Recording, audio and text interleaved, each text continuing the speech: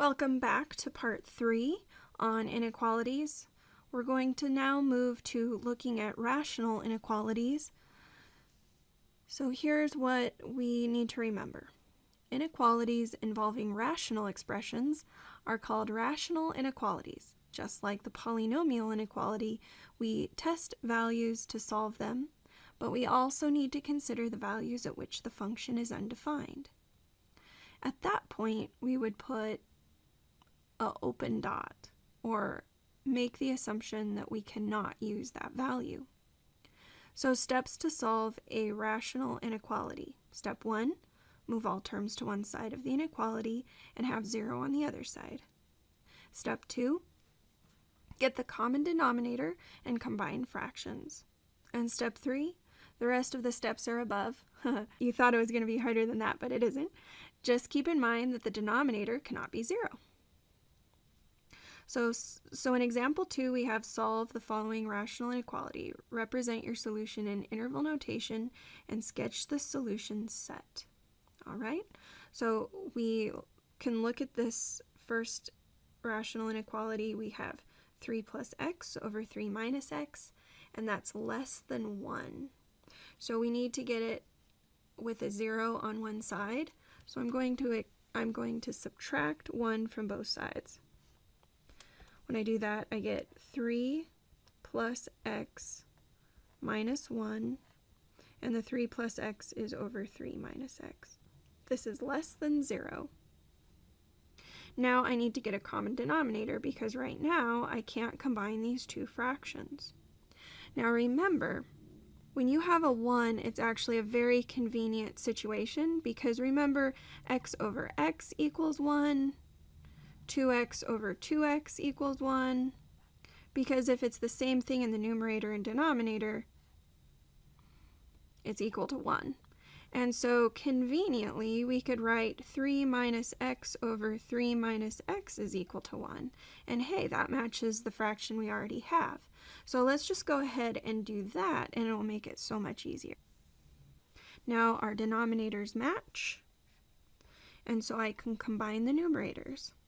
3 plus x, don't forget to do a distribution of that negative sign in front of your 3 minus x. That gives you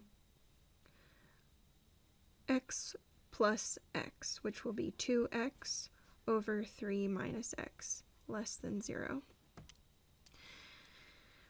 Now, I just need to figure out where this thing is undefined. So let's go ahead and write 3 minus x cannot equal 0. Or, on some of your homework, it might ask you, where is this undefined? And you would say, a vertical asymptote at x equals 3. All right, so let's just draw your number line. And let's identify where that value would be. Let's say that at 3 you have an open dot because we know there's a vertical asymptote there. So that takes care of the binomial in the denominator. What about the 2x? If we set 2x equal to 0, we would get 0. So we'll make another dot at 0. And since this is less than 0 instead of less than or equal to, then we don't need to include the endpoint of 0. Since we haven't talked about graphing rational inequalities yet, I can just show you what it would look like because we have a negative x in the denominator and a positive x in the numerator. The shape of the polynomial, if we were to multiply those two together, would be this shape right here. But we have a vertical asymptote at 3, and so it's going to look something like this. It's going to have a shape similar to this. Now, instead of worrying too much about how the graph will look, I want you to be familiar with what it looks like. But let's just go ahead and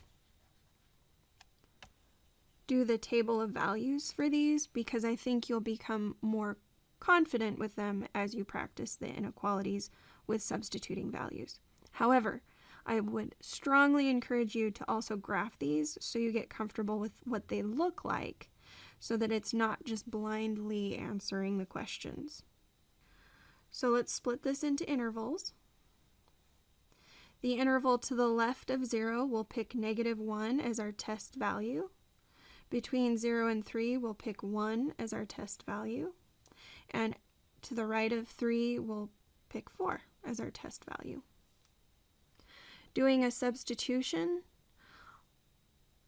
we can see that if we substituted -1 into 2 minus 1, we would get a negative, divided by 3 minus -1 would be a positive. Therefore, our quotient would be negative. So anything to the left of 0 is a negative value for the rational inequality. Now let's try a value between 0 and 3. So substituting 1 in, we would get a positive over a positive, which means we will have a positive quotient. So everything on the interval between 0 and 3 is positive. And then substituting 4 into our rational inequality, we would have a 4 times 2 is positive, and a 3 minus 4 is negative, which will give me a negative quotient. So anything to the right of 3 is negative. Now let's draw the interval for which this inequality is true. We want to find only the values that are less than 0. That means we're looking for the negative intervals. So my intervals that are negative for this rational inequality are from -infinity to 0, union 3 to infinity. And we do not include the endpoints because first it's less than 0, not less than or equal to, and at 3 we have a vertical asymptote. In example 2b, we already have this inequality set equal to 0, so we can skip the first step. The second step is to get a common denominator, and that's also happened. So now the last step is to just complete this as we normally would. So we're going to look at all these different binomial factors, and we're going to set them equal to 0 and find out where those roots would exist on the number line. So first of all, I'm going to define where the inequality would be undefined. That would be at -3. So I'm going to call this -3, and I'm going to put an open dot, and I'm even doing it in red just to reinforce the fact that that's a vertical asymptote. And regardless of whether this is a greater than or equal to sign, you still have to throw out that value because it will make your rational inequality undefined. Now let's look at the numerator. We've got x plus 4 squared. That means that at -4, we will have a dot because x plus 4 equals 0, so x equals -4 if we solve for x. And lastly, we've got this x minus 1. So x minus 1 equals 0. So if we solve for x, x equals 1. So there is a root at 1. Notice that there's this square in the numerator. That means that we're going to have multiplicity 2 again. We talked about that earlier. Again, not a big deal if you understand that yet or not, but I want you to hear the words. So let's go ahead and break this into intervals. On the interval to the left of -4, let's pick -5 as our test value. Between -4 and -3, let's do -3.5. And between -3 and 1, let's do 0, because that's so easy to substitute in. And to the right of 1, let's do 2 as our test value. Now, we're going to do a substitution of -5 into our original rational inequality. That will give me a negative squared. -5 minus 1 is a negative. And in the denominator, we'll have a -5 plus 3, so a negative as well. So that will give me a positive times a negative, which is a negative, divided by a negative. So my overall value will be positive. Now let's substitute -3.5 in. -3.5 plus 4 will be a positive squared times a negative, all divided by a negative. Well, again, I'm going to have a positive quotient. Now let's substitute 0 in. That will be a 4 squared, so a positive squared.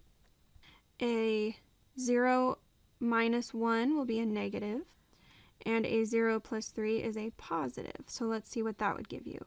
That would be a positive squared would be a positive, times a negative is a negative, so then a negative divided by a positive is a negative. So this region between -3 and 1 is negative. Now let's substitute the 2. 2 plus 4 is a positive squared. 2 minus 1 is a positive. All divided by a 2 plus 3 is a positive. And that gives me a very obvious positive interval. Okay, so I don't know if this is helping you or not, but I will go ahead and put the little plus signs along the interval between -∞ and 4, and then again between -4 and -3. Between -3 and 1, we have negative values for a rational expression, and then between 1 and +∞, it's positive values for a rational inequality. Remember that greater than or equal to 0 includes this -4, but it absolutely cannot include the -3. So we will go ahead and draw our interval from -∞, comma, -3, cannot include the endpoints. We put a parenthesis, not a bracket. Union, because we don't want negative values, we want greater than or equal to, so positive values. Include the 1, so a bracket, comma, infinity, close parenthesis.